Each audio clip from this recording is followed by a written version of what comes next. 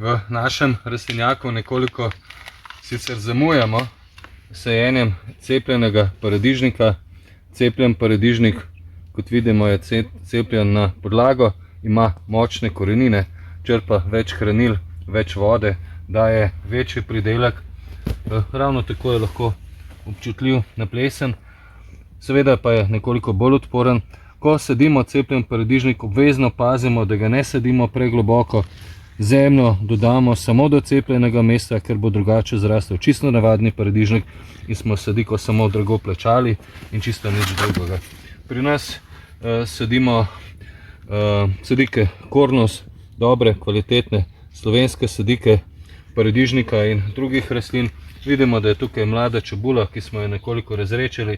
V mestni prostor bomo sadili tudi solato, to je solata kanasta. To solato pravzaprav polži imajo nekoliko manj radi kot ostale sorte, tako da jo priporočam tudi ostalim vrtičkarjem.